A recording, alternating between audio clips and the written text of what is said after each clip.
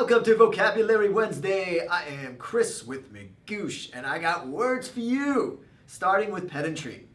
Now, where are these words taken from? Good question. They're taken from the article of the month, so you want to go check that out on our blog. And there you'll encounter wonderful words like pedantry. Now, what does pedantry mean?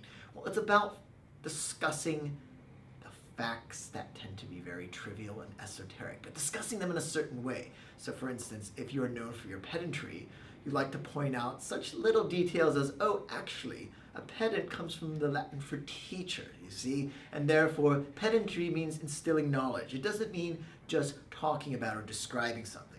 And so what I did there was an act of pedantry. I found a little quibble and I, busted out some random knowledge. It's from Latin.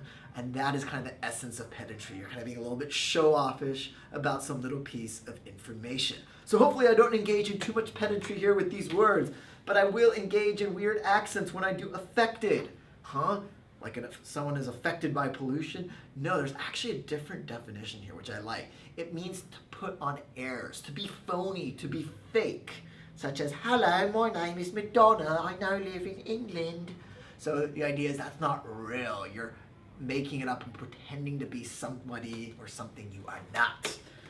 Next, we have a fun word that comes from French, which actually is interesting. This word is louche, and it means to squint. It's interesting when I tell you the definition. It means something that is disreputable and kind of decadent and sordid, but in this attractive way. That is, we can't seem to avert our gaze, I think, in modern parlance or in a modern sense. I think of a hip-hop video. Many hip-hop videos or stuff on screen, it's like, oh my god, and you kind of want to look away, but then you don't look away, and so there's, disreputable, scandalous stuff on screen, but it's hard to turn away.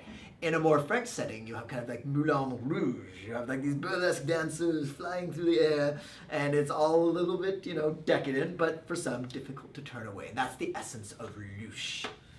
And then we have copying. Copying. It's not, if you crapping, be careful. There's only one P here, as it were. Carping, what does it mean? It means to be annoying and put up your finger and start finding fault with every little thing.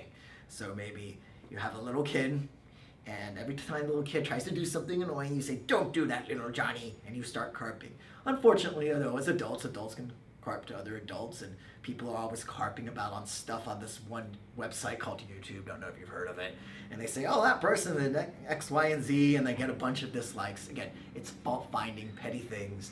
That is the essence of carping.